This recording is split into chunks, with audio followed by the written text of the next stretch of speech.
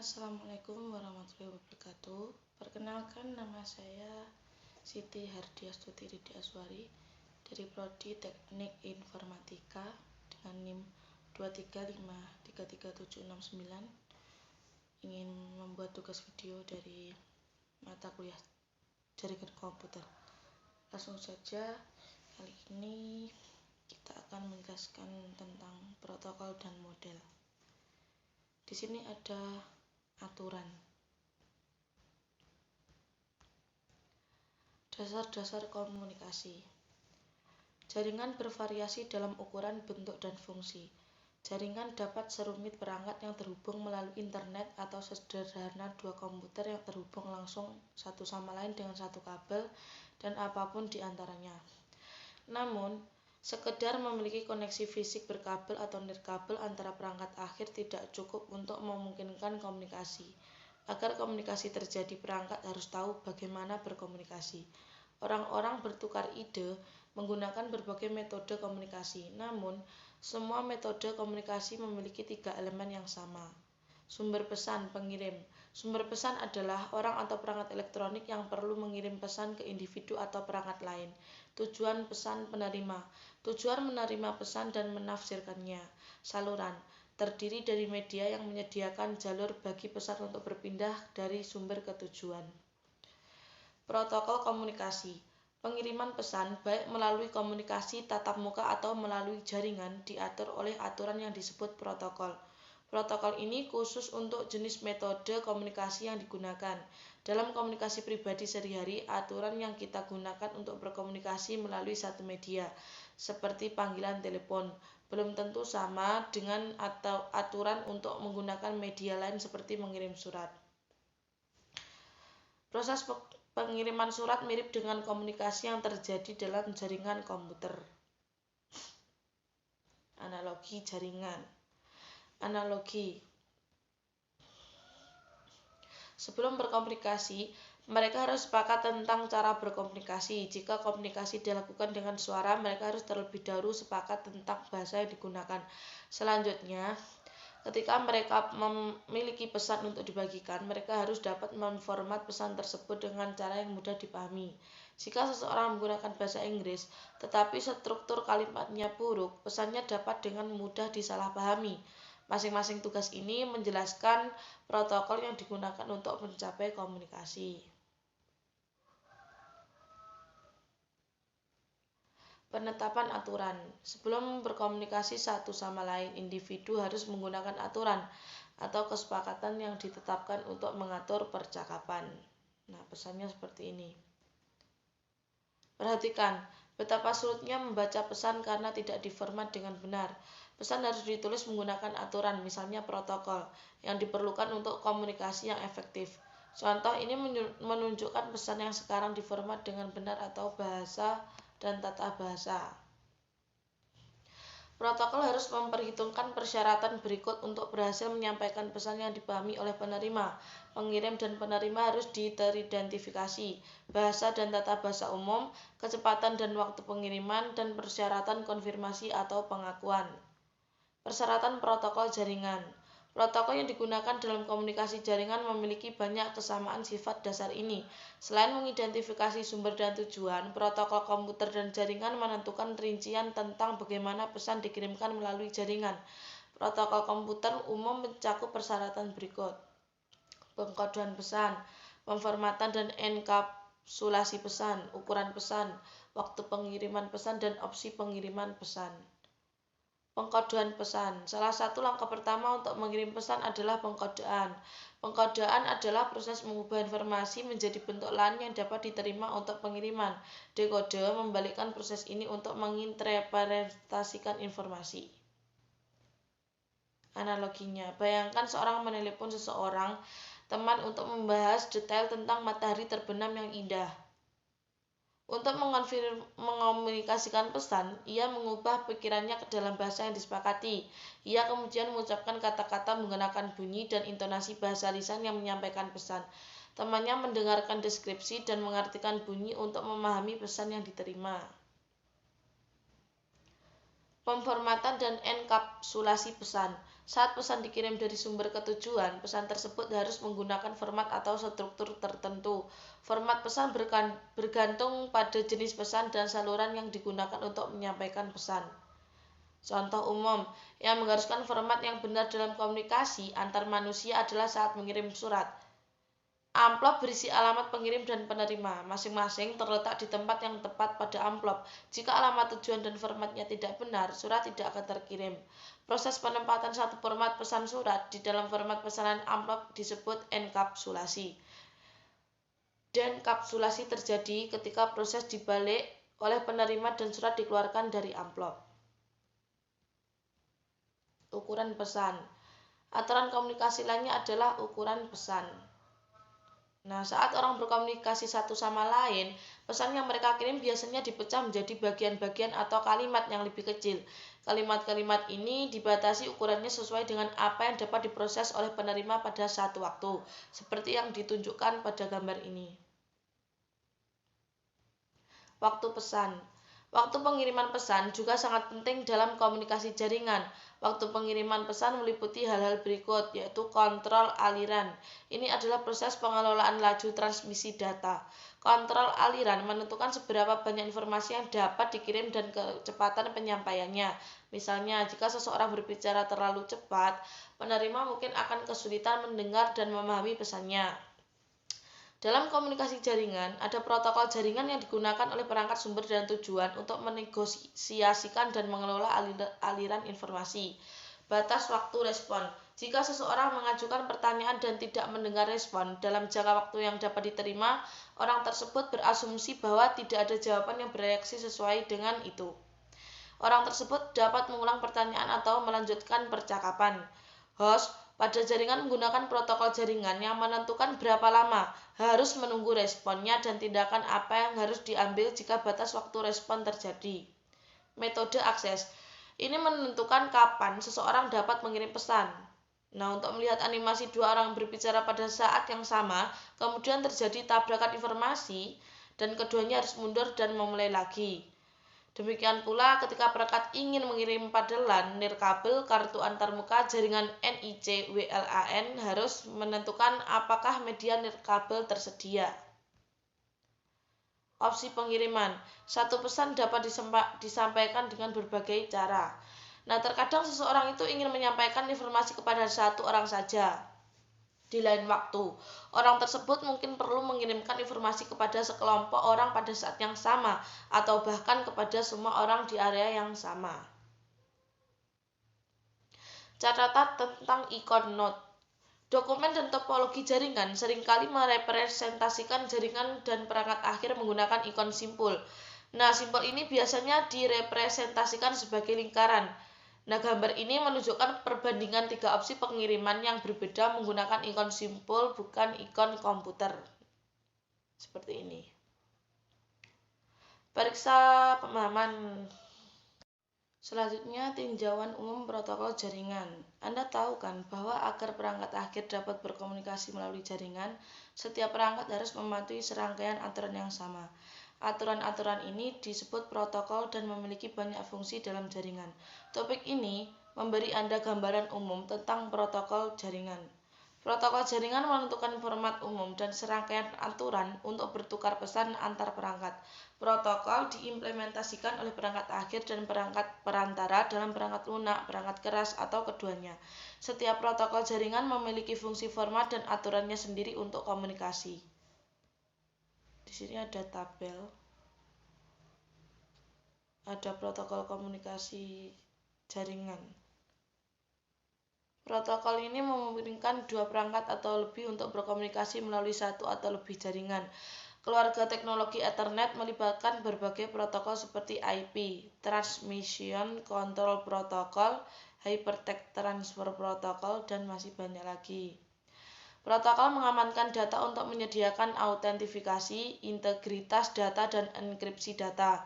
Nah, contoh protokol yang aman meliputi Secure Shell, Secure Code Layer, dan Transport Layer Security.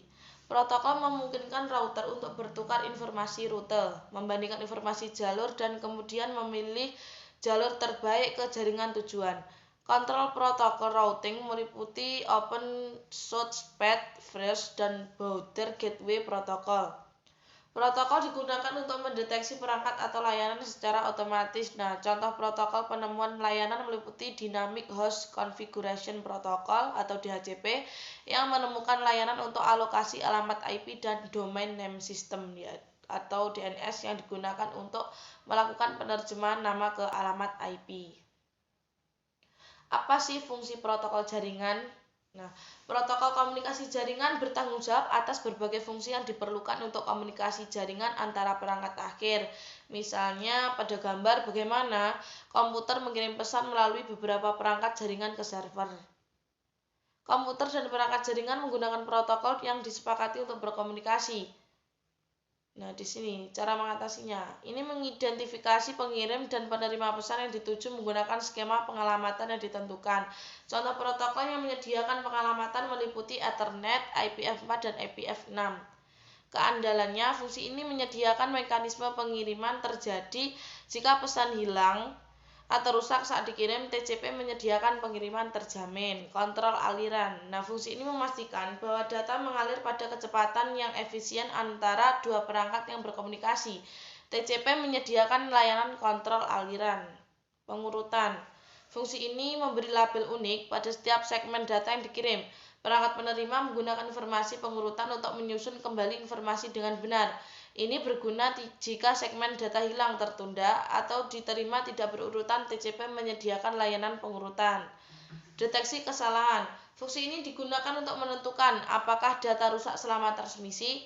Berbagai protokol yang menyediakan deteksi kesalahan meliputi Ethernet, IPv4, IPv6, dan TCP.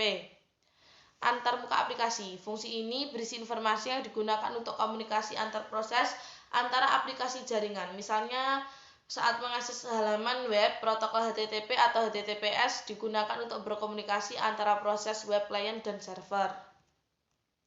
Interaksi protokol. Pesan yang dikirim melalui jaringan komputer itu biasanya memerlukan penggunaan beberapa protokol yang masing-masing memiliki fungsi dan formatnya sendiri. Nah, gambar ini menunjukkan beberapa protokol jaringan umum yang digunakan saat perangkat mengirim permintaan ke server web untuk halaman webnya.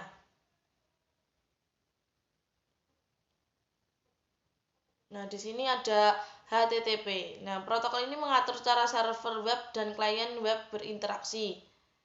Ada Transmission Control Protocol. Nah, protokol ini mengelola percakapan individual. Ada protokol internet atau IP. Ini bertanggung jawab untuk menyampaikan pesan dan pengirim ke penerima. Ethernet ini bertanggung jawab atas pengiriman pesan dari satu NIC ke NIC lain pada jaringan area lokal Ethernet yang sama. Selanjutnya ada rangkaian protokol. Rangkaian protokol jaringan. Nah, di sini ada rangkaian protokol. Rangkaian protokol jaringan. Dalam banyak kasus, protokol harus dapat bekerja dengan protokol lain sehingga pengalaman dari Anda memberikan semua yang Anda butuhkan untuk komunikasi jaringan. Rangkaian protokol dirancang agar dapat bekerja sama dengan lancar. Rangkaian protokol adalah sekelompok protokol yang saling terkait yang diperlukan untuk menjalankan fungsi komunikasi. Salah satu cara terbaik untuk memvisualisasikan bagaimana protokol dalam suatu rangkaian berinteraksi adalah dengan melihat interaksi tersebut sebagai tumpukan. Tumpukan protokol menunjukkan bagaimana protokol individual dalam suatu rangkaian diimplementasikan. Protokol dilihat dalam bentuk lapisan, dengan setiap layanan tingkat tinggi bergantung pada fungsionalitas yang ditentukan oleh protokol yang ditampilkan di tingkat yang lebih rendah. Lapisan tumpukan yang lebih rendah berkaitan dengan pemindahan data melalui jaringan dan penyediaan layanan ke lapisan atas, yang difokuskan pada konten pesan yang dikirim. Seperti yang diilustrasikan pada gambar, kita dapat menggunakan lapisan untuk menggambarkan aktivitas yang terjadi dalam komunikasi tatap muka.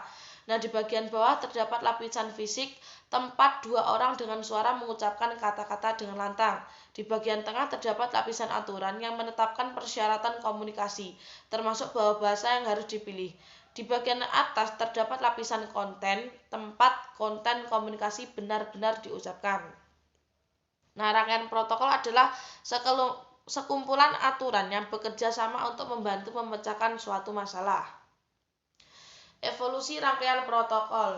Rangkaian protokol adalah sekumpulan protokol yang bekerja sama untuk menyediakan layanan komunikasi jaringan yang komprehensif.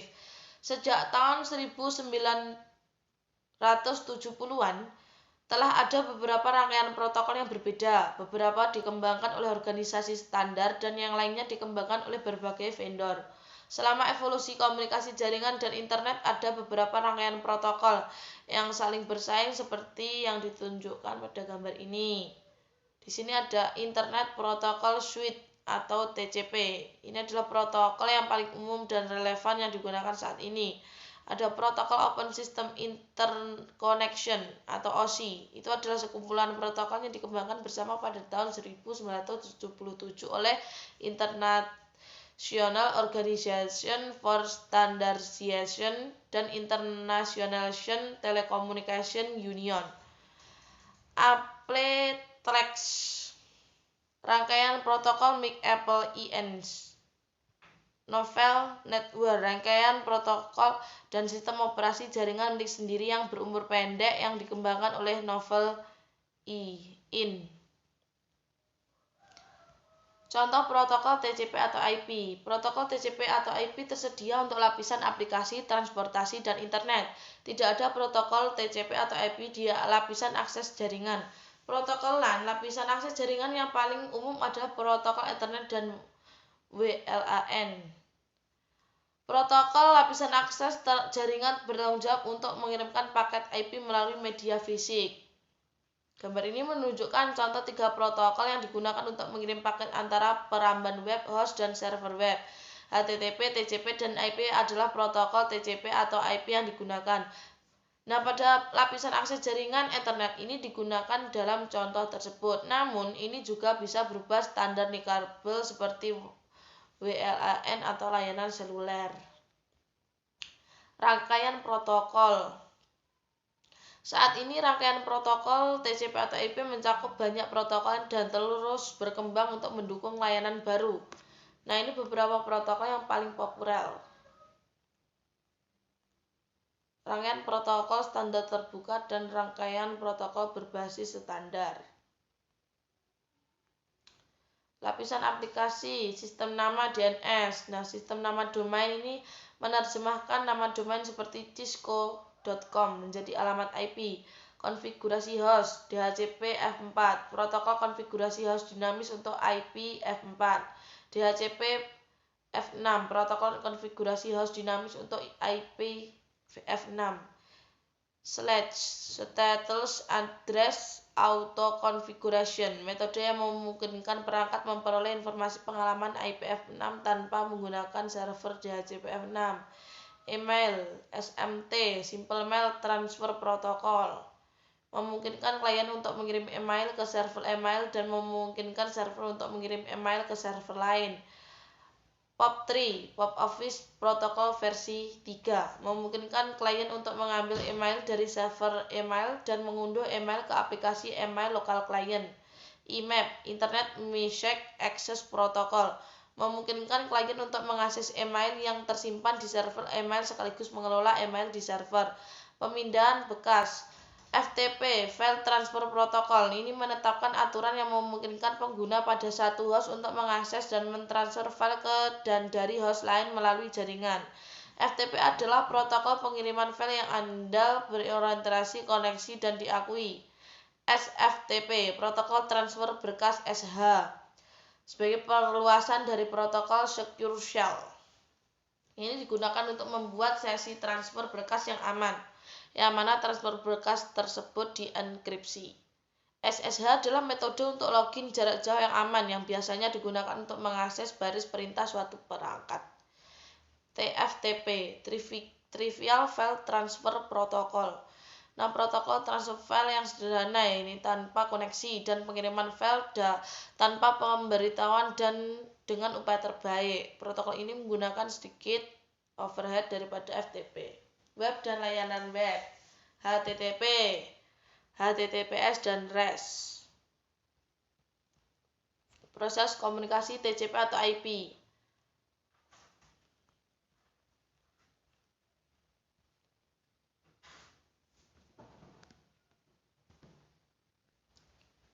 Nah, di sini ada organisasi standar.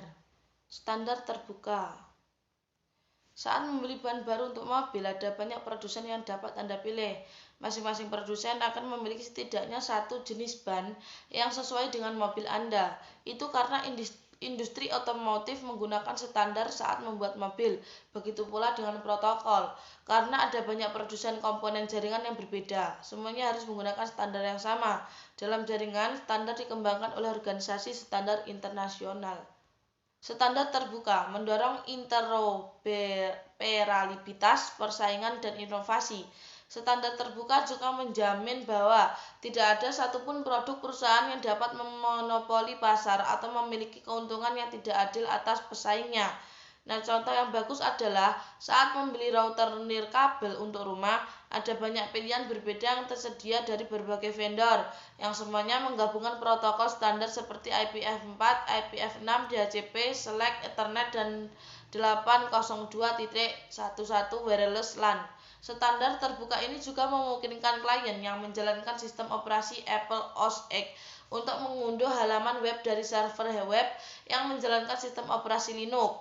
Ini karena kedua sistem operasi menerapkan protokol standar terbuka seperti yang ada dalam rangkaian protokol TCP atau IP. Organisasi standar biasanya merupakan organisasi nirlaba yang netral terhadap vendor yang dibentuk untuk mengembangkan dan mempromosikan konsep standar terbuka.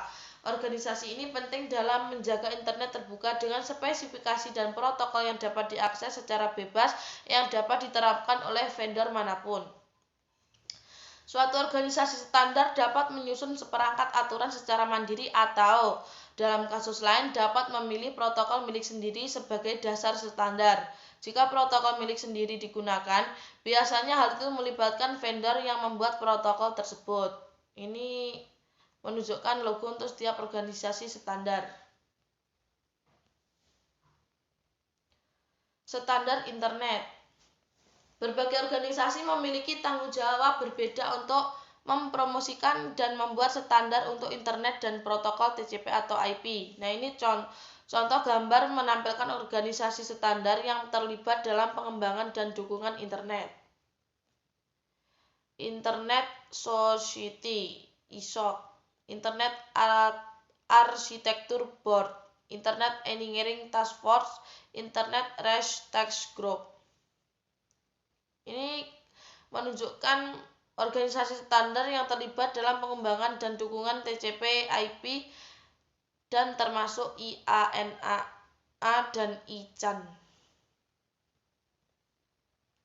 Internet Corporation for Assigned Names and Numbers, Internet Assigned Numbers Authority. Standar elektronik dan komunikasi. Organisasi standar lainnya memiliki tanggung jawab untuk mempromosikan dan membuat standar elektronik dan komunikasi yang digunakan untuk mengirimkan paket IP sebagai sinyal elektronik melalui media kabel atau nirkabel. Organisasi standar ini meliputi hal berikut: Institute of Electrical and Electronics Engineers, IEE diucapkan IEEE, organisasi teknik elektro dan elektronik yang didedikasikan untuk memajukan inovasi teknologi dan menciptakan standar dalam berbagai bidang industri termasuk tenaga, listrik dan energi, perawatan kesehatan, telekomunikasi dan jaringan. Standar jaringan IEEE yang penting meliputi standar Ethernet 802.3 dan WLAN 802.11. Cari standar jaringan IEEE lainnya di internet. Electronic Industries Alliance. Organisasi ini terkenal dengan standar-standarnya yang berkaitan dengan kabel listrik, konektor, dan rak 19 inci yang digunakan untuk memasang peralatan jaringan. Asosiasi Industri Telekomunikasi TIA, organisasi yang bertanggung jawab untuk mengembangkan standar komunikasi di berbagai bidang termasuk peralatan radio, menara seluler, perangkat voice over IP, komunikasi satelit, dan masih banyak lagi. International Telecommunication Union, Telecommunication Standardization Sector, salah satu organisasi standar komunikasi terbesar dan tertua. mendefinisikan standar untuk kompresi video, internet protokol, television, dan komunikasi pita lebar seperti Digital Subscriber Line atau DSL. Lab standar jaringan penelitian. Di lab ini Anda akan menyelesaikan tujuan berikut, yaitu organisasi standar jaringan penelitian, merefleksikan pengalaman internet dan jaringan komputer. Selanjutnya model referensi. Manfaat menggunakan model berlapis. Anda tidak dapat benar-benar menyaksikan paket-paket nyata yang berjalan melalui jaringan nyata. Seperti halnya Anda dapat menyaksikan komponen-komponen mobil yang dirakit di jalur perakitan. Jadi, ada baiknya Anda memiliki cara berpikir tentang jaringan sehingga Anda dapat membayangkan apa yang sedang terjadi. Sebuah model berguna dalam situasi seperti ini. Konsep yang rumit seperti cara kerja jaringan dapat sulit dijelaskan dan dipahami. Oleh karena itu, model berlapis digunakan untuk memodularisasi operasi jaringan ke dalam lapisan-lapisan yang dapat dikelola. Berikut ini adalah manfaat penggunaan model berlapis untuk menggambarkan protokol dan operasi jaringan. Membantu dalam desain protokol, karena protokol yang beroperasi pada lapisan tertentu memiliki informasi yang ditentukan yang dapat mereka gunakan dan antarmuka yang ditentukan ke lapisan di atas dan di bawahnya. Mendorong persaingan karena produk dari vendor yang berbeda dapat bekerja sama. Mencegah perubahan teknologi atau kemampuan pada satu lapisan agar tidak mempengaruhi lapisan lain di atas dan di bawahnya. Menyediakan bahasa umum untuk menggambarkan fungsi dan kemampuan jaringan. Seperti yang ditunjukkan pada gambar, ada dua model berlapis yang digunakan untuk menggambarkan operasi jaringan. Model referensi interkoneksi sistem terbuka OSI dan model referensi TCP atau IP. Model referensi OSI ini menyediakan daftar lengkap fungsi dan layanan yang dapat terjadi di setiap lapisan. Jenis model ini memberikan konsistensi dalam semua jenis protokol dan layanan jaringan dengan menjelaskan apa yang harus dilakukan pada lapisan tertentu, tetapi tidak menentukan bagaimana hal itu harus dilakukan. Ia juga menjelaskan interaksi setiap lapisan dengan lapisan di atas dan di bawahnya. Protokol TCP atau IP yang dibahas dalam kursus ini disusun berdasarkan model OSI dan TCP atau IP. Nah, tabel ini menunjukkan detail tentang setiap lapisan model OSI. Fungsionalitas setiap lapisan dan hubungan antar lapisan akan menjadi lebih jelas sepanjang kursus ini saat protokol dibahas secara lebih rinci. 7 aplikasi. Lapisan aplikasi berisi protokol yang digunakan untuk komunikasi antar proses. 6 presentasi. Lapisan presentasi menyediakan representasi umum dari data yang ditransfer antara layanan lapisan aplikasi. 5 sesi. Lapisan sesi menyediakan layanan ke lapisan presentasi untuk mengatur dialognya dan mengelola pertukaran data. 4 transportasi. Lapisan transport mendefinisikan layanan untuk mengelompokkan, mentransfer, dan menyusun kembali data untuk komunikasi individual antara perangkat akhir. 3 jaringan. Lapisan jaringan menyediakan layanan untuk mempertukarkan potongan dan individual melalui jaringan antara perangkat lain yang teridentifikasi. 2 tautan data. Protokol lapisan tautan data menjelaskan metode untuk bertukar bingkai data antara perangkat melalui media umum. 1 fisik. Protokol lapisan fisik menggambarkan sarana mekanis, elektrik, fungsional, dan prosedural untuk mengaktifkan, memelihara, dan mengaktifkan koneksi fisik untuk transmisi bit ke dan dari perangkat jaringan. Mode protokol TCP atau IP. Untuk komunikasi jaringan internet diciptakan pada awal tahun 1970-an dan terkadang disebut sebagai model internet. Jenis model ini sangat sesuai dengan struktur rangkaian protokol tertentu. Model TCP atau IP merupakan model protokol karena menggambarkan fungsi yang terjadi pada setiap lapisan protokol dalam rangkaian TCP atau IP. TCP atau IP ini juga digunakan sebagai model referensi. Tabel ini menunjukkan detail tentang setiap lapisan model TCP atau IP. Nah, mewakili data kepada pengguna ditambah dengan pengkodaan dan kontrol dialog, mendukung komunikasi antara berbagai perangkat melalui berbagai jaringan, menentukan jalur terbaik melalui jaringan, dan mengontrol perangkat keras dan media yang berbentuk jaringan.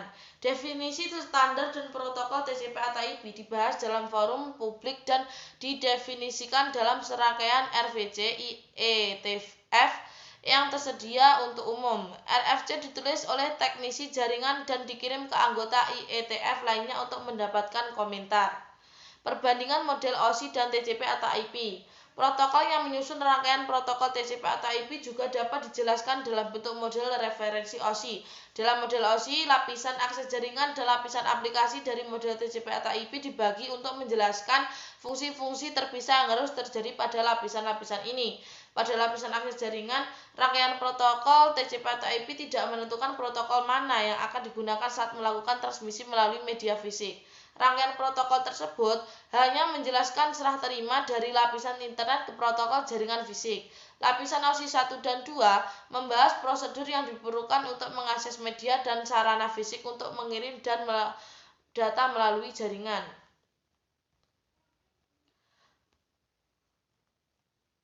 Paket tracker, selidiki model TCP atau IP dan OSI dalam aksi.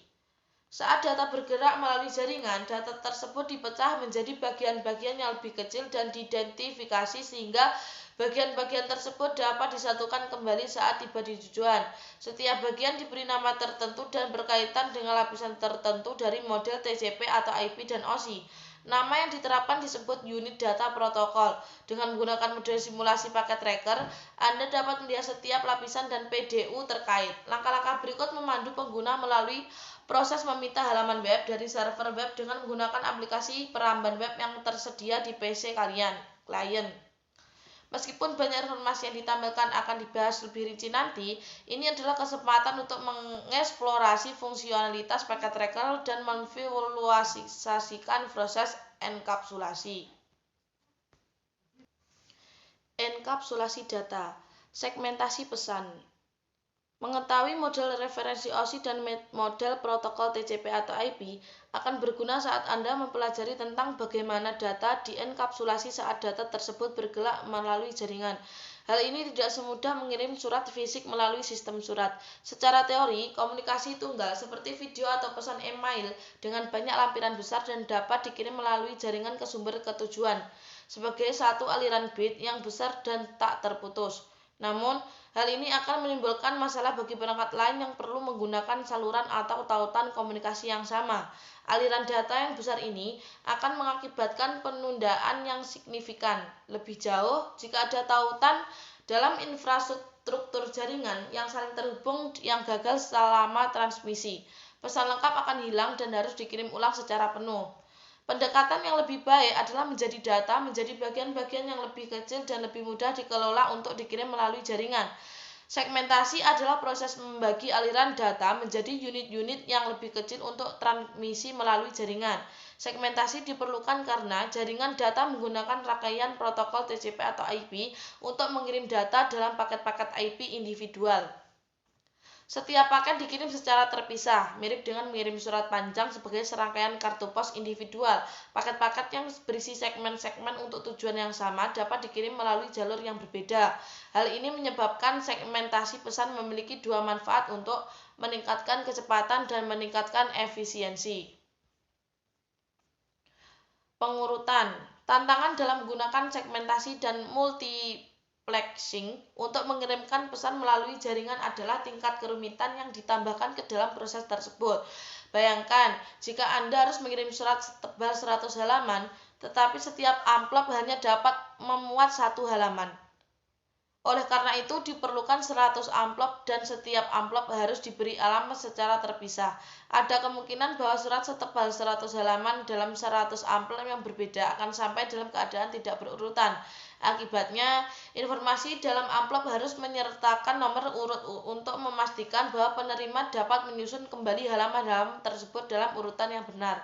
Dalam komunikasi jaringan, setiap segmen pesan harus melalui proses yang sama untuk memastikan bahwa pesan tersebut sampai ke tujuan yang benar dan dapat disusun kembali menjadi konten pesan asli. Seperti yang ditunjukkan pada gambar, TCP bertanggung jawab untuk mengurutkan setiap segmen. Unit data protokol. Saat data aplikasi diteruskan ke tumpukan protokol dalam perjalanannya untuk ditransmisikan melalui media jaringan, berbagai informasi protokol ditambahkan di setiap level. Proses ini dikenal sebagai proses enkapsulasi. Bentuk yang diambil oleh sepotong data pada setiap lapisan disebut sebagai unit data protokol. Selama enkapsulasi, setiap lapisan berikutnya mengenkapsulasi PDU yang diterimanya dari lapisan di atas sesuai dengan protokol yang digunakan. Pada setiap tahap proses, sebuah PDU memiliki nama yang berbeda untuk mencerminkan fungsi barunya. Meskipun tidak ada konvensi penamaan universal untuk PDU, dalam kursus ini PDU diberi nama sesuai dengan protokol rangkaian TCP atau IP. PDU untuk setiap bentuk dan data ditunjukkan pada gambar. Contoh enkapsulasi. Saat pesan dikirim melalui jaringan, proses enkapsulasi bekerja dari atas ke bawah. Pada setiap lapisan, informasi lapisan atas dianggap sebagai data dalam protokol yang dienkapsulasi. Misalnya, segmen TCP dianggap sebagai data dalam paket IP. Nah, Anda pernah melihat animasi ini kan sebelumnya di modul ini. Kali ini klik putar dan fokus pada proses enkapsulasi saat server web mengirimkan halaman web ke klien web. Contoh denkapsulasi. Proses ini dibalik di host penerima dan dikenal sebagai denkapsulasi. Denkapsulasi adalah proses yang digunakan oleh perangkat penerima untuk menghapus satu atau beberapa header protokol. Data di denkapsulasi saat bergerak naik ke tumpukan menuju aplikasi pengguna akhir. Selanjutnya ada akses data, alamat. Nah, lapisan jaringan dan tautan data bertanggung jawab untuk mengirimkan data dari perangkat sumber ke perangkat tujuan.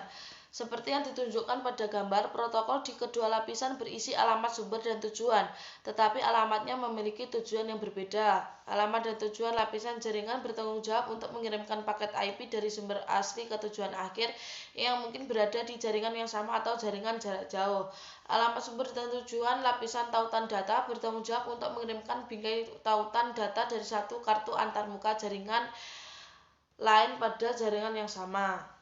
Alamat logika lapisan tree. Alamat IP adalah alamat logis lapisan jaringan atau lapisan 3 yang digunakan untuk mengirimkan paket IP dari sumber asli ke tujuan akhir. Seperti yang ada di gambar ini. Paket IP berisi dua alamat IP, alamat IP sumber dan alamat IP tujuan.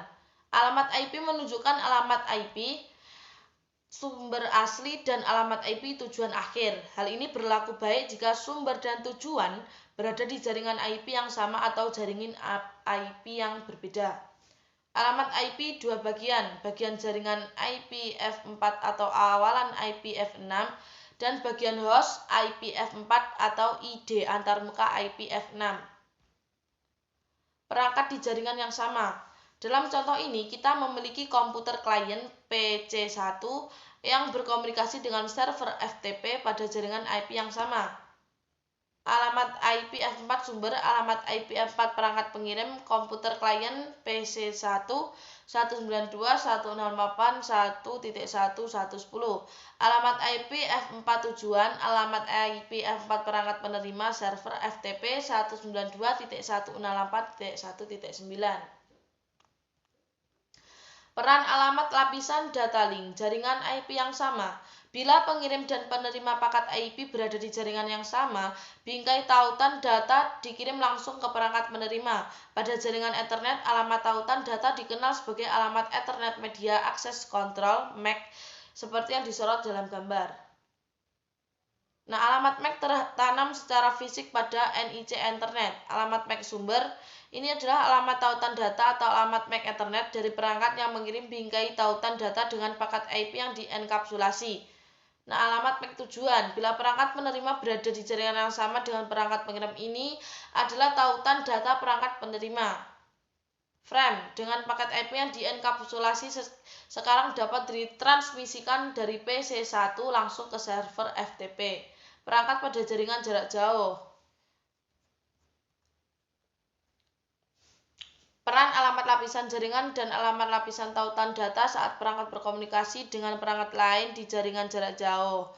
Nah, contoh ini kita memiliki komputer klien PC1 yang berkomunikasi dengan server bernama server web di jaringan IP yang berbeda. Perangkat alamat lapisan jaringan. Jika pengirim paket berada di jaringan yang berbeda dari penerima, alamat IP sumber dan tujuan akan mewakili host di jaringan yang berbeda. Hal ini akan ditunjukkan oleh bagian jaringan dari alamat IP host tujuan. Peran alamat lapisan data link jaringan IP yang berbeda. Nah, bila pengirim dan penerima paket IP berada di jaringan yang berbeda, frame tautan dan Ethernet tidak dapat dikirim langsung ke host tujuan karena host tersebut tidak dapat dijangkau secara langsung di jaringan pengirim. Frame Ethernet harus dikirim ke perangkat lain yang dikenal sebagai router atau gateway default. Nah, dalam contoh kita, gateway default adalah R1. R1 memiliki alamat tautan data internet yang berbeda di jaringan yang sama dengan PC1. Nah, hal ini memungkinkan PC1 untuk menjangkau router secara langsung.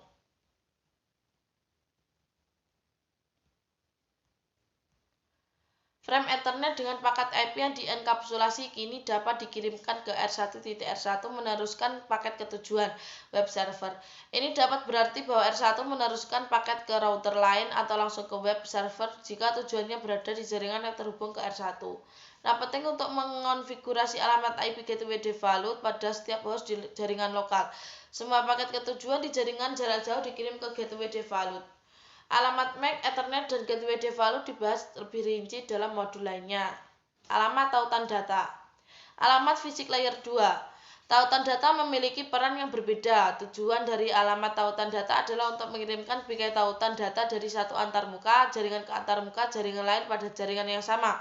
Sebelum paket IP dapat dikirim melalui jaringan kabel atau nirkabel, paket tersebut harus dienkapsulasi dalam berbingkai tautan data sehingga dapat ditransmisikan melalui media fisik. Saat paket IP bergerak dari host ke router, router ke router, dan akhirnya router ke host, pada setiap titik di sepanjang perjalanan paket IP dienkapsulasi dalam bingkai tautan data baru. Setiap bingkai tautan data berisi alamat tautan data sumber dari kartu NIC yang mengirim bingkai dan alamat tautan dan data tujuan dari kartu NIC yang menerima bingkai. Protokol tautan data layer 2 hanya digunakan untuk mengirimkan paket dari NIC ke NIC pada jaringan yang sama. Router menghapus informasi layer 2 saat diterima pada satu NIC dan menambahkan informasi tautan data baru sebelum meneruskannya melalui NIC keluar dalam perjalanan menuju tujuan akhir. Paket IP dienkapsulasi dalam bingkai tautan yang data berisi informasi tautan data, yaitu alamat tautan data sumber dan alamat tautan data tujuan. Lab, install Wireshark. Wireshark adalah perangkat lunak penganalisis protokol atau aplikasi packet sniffer yang digunakan untuk pemecahan masalah jaringan, analisis pengembangan perangkat lunak dan protokol, serta pendidikan. Wireshark digunakan di seluruh kursus untuk menunjukkan konsep jaringan. Di lab ini Anda akan mengunduh dan menginstalnya.